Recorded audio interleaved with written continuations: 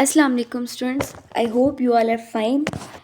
आज हम लोग हेल्थ असेसमेंट 2 चैप्टर नंबर 2 पढ़ेंगे।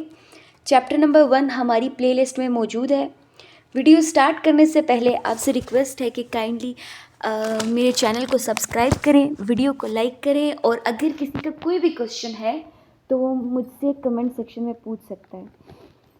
आज जो हम चैप्टर नंबर 2 पढ़ेंगे इसका नाम है assessment of mental status and sensory neuro system. So dear students, इंसानी जिस्म सिर्फ अज़ा का मजमूआ नहीं है बल्कि दिमाग और ये जो असाबी निज़ाम है, इसी के ज़रिए हम सोचते हैं, समझते हैं, किसी चीज़ पर रिएक्ट करते हैं, अपनी इमोशंस, अपनी फीलिंग्स को एक्सप्रेस करते हैं। तो इसलिए मेंटल स्टेटस और सेंसरी न्यूरो सिस्टम का करेक्ट तरीके से मुआयना करना, असेस करना ये ज़रूरी है। आज इस वीडियो में हम ये समझेंगे, ये सीखेंगे कि किस तरीके से हम ज़हनी मेंटल स्टेटस को और सेंसरी न्यूरो सिस्टम की असेसमेंट कर सकते हैं, ताकि और एक नर्स और हेल्थ प्रोफेशनल के तौर पे हम इनको किस तरीके से डायग्नोस करेंगे और इनका फर्दर क्या ट्रीटमेंट प्लान करेंगे। So let's start our today's chapter. सबसे पहले है कि a complete neurological system consist of the 5 steps. एक जो कंप्लीट न्यूरोलॉजिकल सिस्टम है वो 5 स्टेप्स के ऊपर मुश्तमिल है।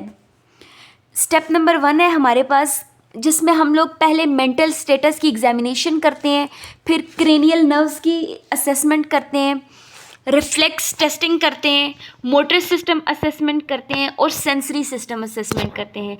और ये पांचों स्टेप्स हम 1 बाय 1 आज इस वीडियो में और इस चैप्टर में पढ़ेंगे।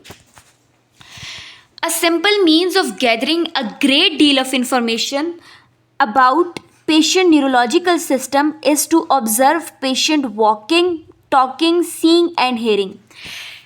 अब अगर आपके पास एक पेशेंट आता है, आपने सबसे पहले ये देखना है कि वो पेशेंट, आपने किन चीज़ों से ये इन्फॉर्मेशन कलेक्ट करनी है। आपने पेशेंट को ऑब्ज़र्व करना है। आपको पता है कि असेसमेंट का सबसे पहला जो स्टेप है वो है इंस्पेक्शन, ऑब्जर्वेशन। आप ऑब्ज़र्व करेंगे कि पेशेंट कैसे वॉक कर रहा है, ठीक है, उसका वॉकिंग पैटर्न क्या है, वो बोल कैसे रहा है, वो देख कैसे रहा है, वो सुन कैसे रहा है, वो रिएक्ट कैसे कर रहा है। Watching the patient entering the room is also important in giving the examiner information. अब एक पेशेंट आपके पास आया है, आपके रूम में एंटर हुआ है, ठीक है, तो आपने जब उसको ऑब्ज़र्व किया तो उसका जो अंदाज़ है, जिस अंदाज से वो कमरे में दाखिल हो रहा है, उससे ही आपको पता चल जाएगा कि ये पेशेंट किस कैटेगरी में बिलोंग करता है, इसका मेंटल स्टेटस क्या है, उसके फेस एक्सप्रेशंस आपको बता देंगे। अब फॉर एग्जांपल एक आप खड़े हैं, आपके पास 2 तरह के बंदे आ रहे हैं, एक के फेस एक्सप्रेशन थोड़ा गुस्से वाले, एक के स्माइलिंग है, तो आपको दोनों को देख के फ़ौरन सिर्फ एक्सप्रेशंस को देख के पता चल जाएगा कि उसका मूड ऑफ है, something went wrong with him. और जो हैप्पी है उसको भी देख के आपको पता चल जाएगा। तो पेशेंट को ऑब्ज़र्व करने से ही सबसे पहले आपको पता चल जाता है कि व्हाट्स गोइंग ऑन, उसका मेंटल स्टेटस किस कैटेगरी पे लाई करता है। As the patient enter the room, check the following: posture and motor behavior। जब आपके पास पेशेंट रूम में आएगा तो आपने क्या क्या चीज़ें देखनी है। पहले आपने उसका पोस्चर देखना है, ठीक है, उसकी अदा क्या है, वो किस तरीके से आ रहा है। मोटर बिहेवियर क्या है कि अगर आप उसको कोई काम करने को कह रहे हैं, कोई मोटर फंक्शन करने को कह रहे हैं, तो वो किस तरीके से वो काम सर अंजाम दे रहे हैं। उसकी ड्रेसिंग कैसी है, उनकी ग्रूमिंग कैसी है, पर्सनल हाइजीन कैसी है, उसने ख़ुद का ख्याल रखा हुआ है या नहीं, उसके फेशियल एक्सप्रेशंस कैसे हैं, उसका मैनर, मूड, लोगों के साथ उसका क्या रिलेशन है, and things around him speech, और उसके इर्द गिर्द जो चीज़ें हैं वो उनके बारे में किस तरीके से बोलता है। पेशेंट की जो ड्रेसिंग, ग्रूमिंग और पर्सनल हाइजीन है वो भी बहुत मैटर करती है। अब एक जो बंदा बिल्कुल नॉर्मल होगा वो प्रॉपरली ड्रेस्ड अप होगा, क्यों? क्योंकि उसको पता है कि मैंने ख़ुद को साफ़ सुथरा रखना है, ख़ुद को प्रॉपरली ड्रेसअप करना है। उसकी एक्सप्रेशंस भी अच्छी होंगे, वो स्माइली फेस के साथ होगा और जो इन्वायरमेंट होगा वो उस इन्वायरमेंट के रिलेटेड एक्सप्रेस करेगा। अब ये नहीं कि कोई खुशी का मौका है तो वो वहाँ पे रोने लग जाए, या अगर कोई गम का मौका है तो वहाँ हंसने लग जाए। तो फेशियल एक्सप्रेशंस और ये जो एक्सप्रेस करने के तरीके होते हैं ये आपके इन्वायरमेंट बेस होते हैं। अगर वो इन्वायरमेंट के साथ रिलायबल हैं तो इट मीन्स कि ये बंदा बिल्कुल ठीक है। अब नेक्स्ट स्लाइड में हम देखते हैं हेल्थ हिस्ट्री। आपको पता है कि जब भी पेशेंट आपके पास आता है आप असेसमेंट करने के बाद उसकी हिस्ट्री लेते हैं, हिस्ट्री डाटा कलेक्शन करते हैं। ये हिस्ट्री, इसमें हमारे पास डिफरेंट चीज़ें होती हैं, कुछ चीफ कंप्लेंट्स होती हैं, हम पास्ट हेल्थ हिस्ट्री भी लेते हैं जिसमें हम मेडिकल हिस्ट्री लेंगे, सर्जिकल हिस्ट्री लेते हैं, फैमिली हिस्ट्री लेते हैं, सोशल हिस्ट्री लेते हैं। ये सारी हिस्ट्रीज़, ये सारा डाटा कलेक्शन करने का एक ही मकसद है ताकि हमें पता चल सके कि क्या पहले कोई ऐसी किसी किस्म से भी रिलेटेड कोई ऐसी डिजीज़ या ऐसा कोई काम है, ऐसा कोई एक्ट हुआ है कि जो पेशेंट की इस मेंटल डिजीज़ को ट्रिगर कर रहा है, जो इसको बूस्ट अप कर रहा है। अब हम देखेंगे चीफ कंप्लेंट्स कौन सी होती हैं। ये पेशेंट की मेन रीज़न होती है जिसकी वजह से वो उस टाइम मेडिकल केयर सीख कर रहा होता है, ठीक है। अब अगर पेशेंट मेंटल स्टेटस के साथ आया है, ठीक है, उसकी हमने असेसमेंट करनी है, तो हम उससे पूछेंगे कि हेडेक के बारे में वो चीफ कंप्लेंट्स वो अपनी क्या क्या बताएगा, हेडेक के बारे में बताएगा, सिजर्स के बारे में बताएगा। हम उससे ख़ुद भी पूछेंगे कि क्या आपको झटके तो नहीं पड़ते, साइनोप के बारे में बताएंगे। ये कि आप मतलब कुछ लोग होते हैं ना सडन लॉस ऑफ कॉन्शियस हो जाते हैं, एकदम से अनकॉन्शियस हो जाते हैं, आपके साथ ऐसा कोई सिस्टम तो नहीं हो रहा। पेन, हम उनसे पूछते हैं कि आपको किस जगह पे दर्द हो रहा है। डिस्टर्बेंस एंड गेट, उनका गेट एनालिसिस देखते हैं। गेट क्या होता है कि वॉकिंग पैटर्न, कि क्या वो ठीक चल फिर रहे हैं, चलने में उनको कोई रुकावट तो नहीं हो रही। क्यों? क्योंकि अगर हो रही है तो इट मीन्स कि ब्रेन में कोई ना कोई पार्ट डैमेज है, क्योंकि आपकी बॉडी के जितनी भी एक्टिविटीज़ हैं they are 110% relate with your mind. अगर आपकी बॉडी सिस्टम में कहीं पर कोई डिस्टर्बेंस आ रही है तो इट मीन्स कि ब्रेन के वो पार्ट जो है वो प्रॉपर फंक्शन नहीं कर रहा, जिसकी वजह से ये मसला हो रहा है। हम उससे विजुअल चेंजेस के बारे में पूछेंगे, आई साइट से रिलेटेड। वर्टिगो के उसको, वर्टिगो क्या होता है कि स्पिनिंग लाइक आपको फीलिंग होती है, डिजीनेस, चक्कर आना, आपको चक्कर तो नहीं आ रहे। मेमोरी डिसऑर्डर्स के बारे में पूछेंगे कि यादाश्त कैसी है, कोई भूलने की बीमारी तो नहीं है। डिफ़िकल्टी विद स्वॉल्विंग और स्पीच, बोलने में या खाना खाने में, निगलने में कोई मसला तो नहीं होता। तो ये सारी चीफ कंप्लेंट्स या तो पेशेंट हमें बताएगा या हम उससे पूछेंगे कि आपको इनमें से कोई मसला तो नहीं है। नेक्स्ट हमारे पास है past health history. Past health history के प्रीवियसली कोई ऐसी बीमारी तो नहीं है कि जिसकी वजह से ये वाली बीमारी आप जन्म ले रही है। तो उसमें हम मेडिकली पूछेंगे, न्यूरोलॉजिकल स्पेसिफिक डिजीज़ेस के बारे में भी पूछेंगे और नॉन न्यूरोलॉजिकल के बारे में भी। न्यूरोलॉजिकल स्पेसिफिक के मतलब कि आप उससे ये पूछेंगे कि आपको दिमाग से रिलेटेड कोई पहले बीमारी तो नहीं है, ठीक है, या आप दिमाग के लिए या डिप्रेशन, एंजाइटी का शिकार तो नहीं है, इसके लिए कोई दवाई इस्तेमाल तो नहीं कर रहे। और नॉन न्यूरोलॉजिकल क्या होता है कि जो मेंटल स्टेटस से अलावा, फॉर एग्जांपल मैं उस मिसाल दे रही हूँ, यूरिनरी रिटेंशन, किडनी स्टोन्स, आप उससे जनरल बाकी डिजीज़ के बारे में पूछते हैं, हाइपरटेंशन, डायबिटीज़ की ऐसी कोई बीमारी तो नहीं है, क्योंकि कहीं ना कहीं ये आपस में इंटरलिंक हो रहे होते हैं, ठीक है। सर्जिकल मेडिकेशंस, अब मेडिकेशंस में एंटी डिप्रेसेंट, कोई एंटी डिप्रेसेंट ड्रग्स तो नहीं ले रहे। नेक्रोटिक्स क्या होते हैं, पेन के लिए हम इस्तेमाल करते हैं। For anxiety, anti scissor medication, इनमें से कोई भी हम पूछेंगे कि कोई दवाई आप पहले से इस्तेमाल तो नहीं कर रहे। और इंजरीज़ या एक्सीडेंट, आपके साथ कोई हादसा तो नहीं हुआ, कोई एक्सीडेंट तो नहीं हुआ, ये सारी हम पास्ट हेल्थ हिस्ट्री में पूछेंगे, ठीक है। फिर हमारे पास आता है family health history. Family health history में इसलिए पूछते हैं ताकि हमें पता चल सके कि क्या ये बीमारी, ये मसला इसको जेनेटिकली ट्रांसफ़र तो नहीं है। उसमें हम पूछते हैं कंजेंटाइनल डिफेक्ट्स, कि क्या आपको ये बाय बर्थ तो ये बीमारी नहीं है, ठीक है। हेडेक के बारे में पूछेंगे, क्योंकि बहुत से लोगों में जो हेडेक होता है वो ख़ानदानी होता है, ठीक है। अल्जाइमर डिजीज़ में क्या होता है कि आपको भूलने की बीमारी हो जाती है, टेम्परेरी मेमोरी लॉस होने लग जाता है, ठीक है। इसको हम सिनाइल डिमेंशिया भी कहते हैं। अब सोशल हिस्ट्री के बारे में भी पूछेंगे ताकि हमें पता चल सके कि इसकी सोशल एनवायरनमेंट में ऐसी कोई चीज़, ऐसा कोई फैक्टर तो नहीं है जो इसकी इस बीमारी को ट्रिगर अप कर रहा है। जैसे हम पूछेंगे कि आप अल्कोहल का इस्तेमाल करते हैं या नहीं करते, ड्रग्स, टोबैको यूज़ करते हैं, आपकी सेक्सुअल प्रैक्टिसेस कैसी हैं, ट्रैवल हिस्ट्री के बारे में पूछेंगे। अच्छा, मोस्ट इंटरेस्टिंग थिंग कि ट्रैवल हिस्ट्री के बारे में क्यों पूछते हैं? ट्रैवल हिस्ट्री इसलिए ताकि हमें पता चल सके हमारे पास जो पेशेंट होता है ना, अगर एक बंदा दूसरे लोगों के साथ सोशली इंटरेक्ट कर रहा है, ठीक है, कोऑपरेट कर रहा है, डिफरेंट एक्टिविटीज़ में पार्टिसिपेट कर रहा है, it means he is perfectly fine, ठीक है। और अगर कोई बंदा आइसोलेशन पसंद करता है, उसको तन्हाई पसंद है, अंधेरा पसंद है, तो ये अलार्मिंग साइंस होते हैं, ये हमारे पास सिम्टम्स होते हैं जो हमें ये बताते हैं कि ये बंदा कहीं ना कहीं डिप्रेशन, एंजाइटी का शिकार है या इसके मेंटल स्टेटस कहीं ना कहीं डिस्टर्ब है।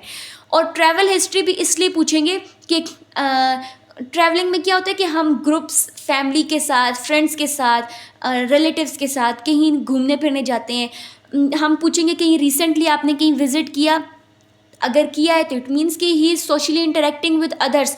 और एक और ये भी मकसद हो सकता है ट्रैवलिंग हिस्ट्री का कि कुछ जगह होती हैं जहाँ पे हो सकता है कि अल्कोहल या टोबैको का इस्तेमाल ज़्यादा करते हों उस इलाके में, तो हमें ये पॉइंट मिल सकता है कि कहीं ये बंदा उस जगह तो नहीं गया और उस इन्वायरमेंट से इम्प्रेस होके इसने भी ये काम शुरू तो नहीं किया।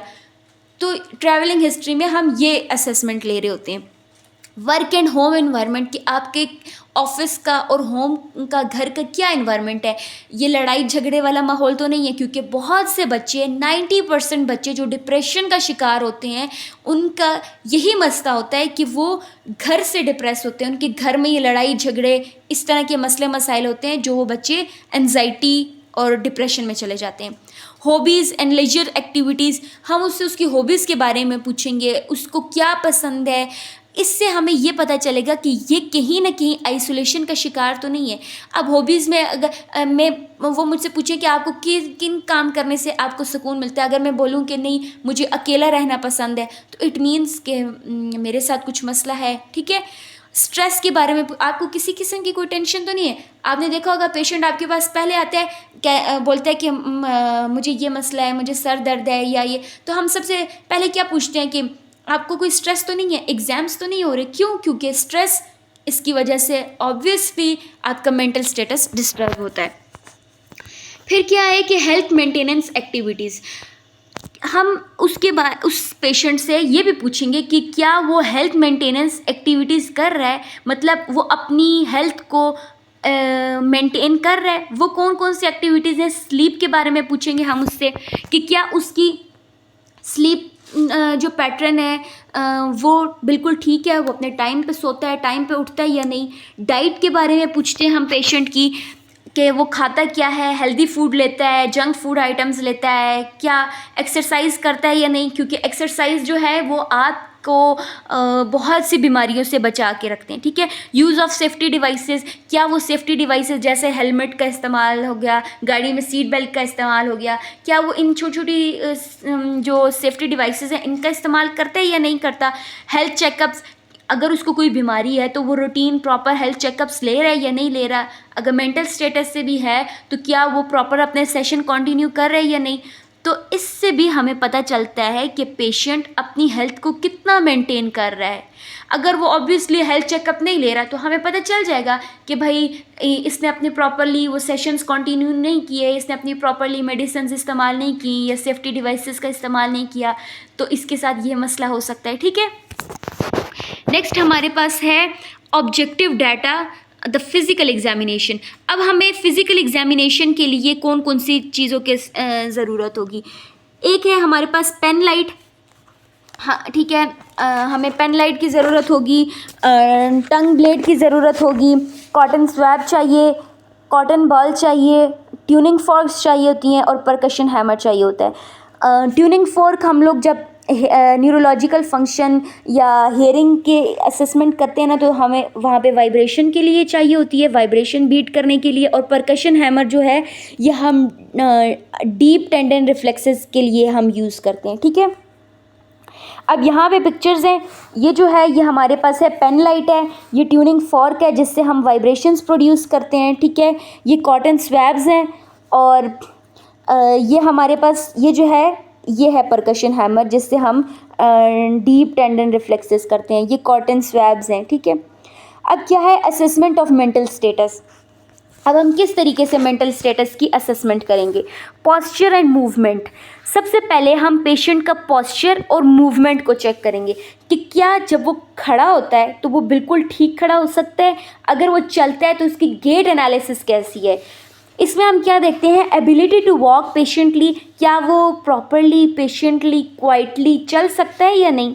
पॉस्चर इज स्लम्प्ड, रिफ्लेक्स और स्टिफ, क्या अगर वो खड़ा हो तो वो ऐसे गिरा हुआ होता है। ये हमारे पास ये जो पहली पिक्चर है ये स्लम्प्ड है, मतलब ये जैसे ऐसे गिरा हुआ है एक, ठीक है। ये जो हमारे पास पिक्चर नंबर 2 है ये भी गलत है, क्यों? क्योंकि इसमें ये पेशेंट बिल्कुल स्टिफ होके खड़ा है, अकड़ के खड़ा है बिल्कुल। और ये जो पिक्चर नंबर 3 है ये आप देखें तो ये बिल्कुल नॉर्मल रिलैक्स्ड खड़ा है।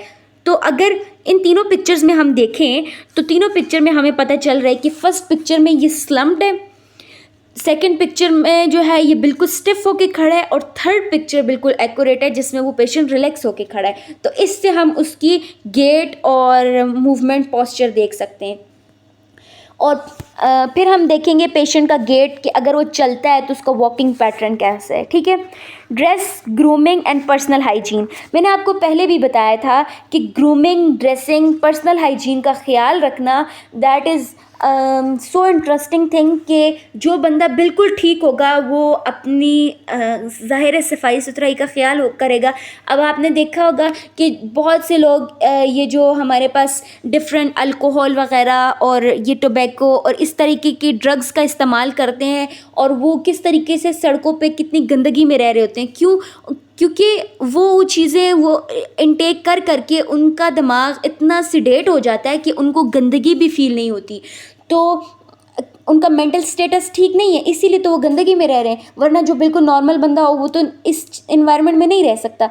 तो ग्रूमिंग, पर्सनल हाइजीन से आपको ये भी, आप उसकी सफाई सुथराई को देखेंगे, उसकी कंडीशन को देखेंगे, उसकी एज अप्रोप्रिएटनेस को देखते हैं कि क्या उसने जो गेटअप किया हुआ है क्या अपनी एज के मुताबिक किया हुआ है। एज अप्रोप्रिएटनेस का ये मतलब है, अब फॉर एग्ज़ाम्पल एक बच्चा है जिसकी उम्र 10 साल की है, ठीक है, और उसने ड्रेसिंग की हो किसी एक मर्द की तरह से उसने ख़ुद को स्टाइल किया हो, तो ये भी ठीक नहीं है। और अगर कोई एक बंदा है जो 22-25 ईयर्स का है, ठीक है, और उसने ख़ुद को चाइल्डिश उसमें प्रेजेंट किया हो, ठीक है, तो ये चीज़ भी ठीक नहीं है। तो इसमें हम ये देखेंगे कि क्या उसने ख़ुद को अपनी एज के मुताबिक प्रेजेंट किया हुआ है। वेदर अप्रोप्रिएटनेस का ये मतलब है कि क्या आजकल का जो मौसम है उसके मुताबिक उसकी ड्रेसिंग है या नहीं। अब ऐसा तो नहीं है कि इतनी बर्फ़बारी है और वो कोई गर्मियों के पतले कपड़े पहन के आया हो। अगर ऐसा है तो इट मीन्स कि इसका मेंटल स्टेटस ठीक नहीं है। क्यों? क्योंकि उसको इर्द गिर्द का जो इन्वायरमेंट है, इर्द गिर्द का जो वेदर है वो फील नहीं हो रहा, ठीक है। उसके बाद क्या है, in personal grooming you will watch for the adequacy and odour. आप स्मेल भी देखेंगे, आप एडिक्वेसी में ये है कि आप ये देखेंगे कि क्या ये बच्चा या ये बच्ची अपनी एज के मुताबिक एडिक्वेटली ग्रो कर रही है। ऐसा तो नहीं है कि अगर एक लड़का है, ठीक है, आपके पास एक पेशेंट है, 10 साल का बच्चा बैठा हुआ है, ठीक है, ऐसा तो नहीं है कि वो 10 साल का है या 12 साल का है और उसकी दाढ़ी निकली हुई है, या अगर वो 25-30 साल का है और उसकी दाढ़ी नहीं है। आपने एडिक्वेसी में ये देखना है कि क्या उस पेशेंट की कैरेक्टरिस्टिक्स उसकी एज के मुताबिक हैं या नहीं। अब अगर 20-25 साल का बंदा है और उसमें उसकी ये बियर्ड ये चीज़ें नहीं है, तो इट मीन्स कि उसके अंदर हार्मोनल चेंजेस और हार्मोनल इम्बैलेंसमेंट है, ठीक है। और ये सारी चीज़ें आपने प्रॉपरली असेस करनी है और इससे भी आपको पेशेंट के मेंटल स्टेटस के बारे में पता चलेगा। फेशियल एक्सप्रेशन से भी आपको पता चल जाता है कि ये जो पेशेंट है, ये जो बंदा है, ये किस मूड में है, इसका मेंटल स्टेबिलिटी किस चीज़ किस कैटेगरी पे लाई कर रही है, किस पोजीशन पे है। अप्रोप्रिएटनेस मतलब मुनासिब है या नहीं है। वेरिएशंस ऐसा तो नहीं है कि बात करते हुए या बैठे हुए कभी उसका मूड एकदम गुस्से में हो जाता है, हाइपर हो जाता है, कभी रिलैक्स हो जाता है, कभी रोने लग जाता है, कभी हंसने लग जाता है। ऐसी वेरिएशंस तो नहीं आ रही इसमें। और उसकी सिमेट्री जो है वो मतलब तवाज़ुन है उसके इमोशंस में या नहीं। अब जैसे यहाँ पे डिफरेंट आपको बताए हुए हैं, ठीक है, फेस एक्सप्रेशंस बताए हुए हैं। ये फर्स्ट में है कि देखिए ये बिल्कुल एक तरीके से वो है कि हैरान एक्सप्रेस कर रही है। ये सेकंड में थोड़ा सा फियर की तरह है। थर्ड डिसलाइकिंग को फील कर रही है, ठीक है। ये जो एक्साइटमेंट को कर रही है, ये जो है ये लॉफिंग को शो कर रहा है, ठीक है। और ये एनजाइटी को शो कर रही है, या इसको कहीं पेन है, या इसको कोई इस तरह से मसला है। तो ये डिफरेंट फेस एक्सप्रेशंस हैं जो कि पेशेंट्स हमारे पास शो कर रहे होते हैं। और आपने इसमें ये देखना है कि क्या ये अप्रोप्रिएट हैं या इनमें वेरिएशंस आ रही हैं, ये सिमेट्री है या नहीं है, ठीक है। नॉर्मल फाइंडिंग्स में आपने क्या लिखना है कि posture erect, gait smooth, body movement symmetrical. कि पोस्चर बिल्कुल ठीक है, रिलैक्स्ड है, गेट पैटर्न ठीक है, बॉडी मूवमेंट उसकी सिमेट्रिकल है, clean well groom clothing appropriate for age and weather, facial expressions appropriate to the conversation content, affect appropriate to situation and cultural norms. मतलब आपने ऊपर जितनी भी असेसमेंट पढ़ी हैं, ठीक है, आपने ग्रूमिंग के बारे में पढ़ा, फेशियल एक्सप्रेशन के बारे में पढ़ा, पोस्चर, मूवमेंट, हाइजीन के बारे में पढ़ा। अब आपने जो जो फाइंडिंग्स की हैं वो आपने यहाँ लिखनी है। और ये नॉर्मल फाइंडिंग्स हैं कि इस बंदे में ये सारी चीज़ें परफेक्ट हैं या नहीं है, ठीक है। सो डियर स्टूडेंट्स, आज की इस वीडियो में हमने मेंटल असेसमेंट, मेंटल स्टेटस और सेंसरी न्यूरो असेसमेंट पढ़ा है कि किस तरीके से हम पेशेंट की डिफरेंट एस्पेक्ट से असेसमेंट कर सकते हैं और डाटा कलेक्ट कर सकते हैं। क्योंकि you know that proper assessment leads to better care and better communication and also to the better recovery of the patient। तो आपने प्रॉपरली मेंटली पेशेंट को असेस करना है, उसको प्रॉपरली उसकी असेसमेंट करनी है ताकि वो बेटर रिकवरी की तरफ जा सके। आपका कोई भी क्वेश्चन हो आज की वीडियो से रिलेटेड, आज के टॉपिक से related, you can ask me here in the comment section. इंशाल्लाह मैं आपको आंसर करूँगी। नेक्स्ट टॉपिक इंशाल्लाह हम नेक्स्ट वीडियो में पढ़ेंगे। Thank you so much and अल्लाह हाफिज़।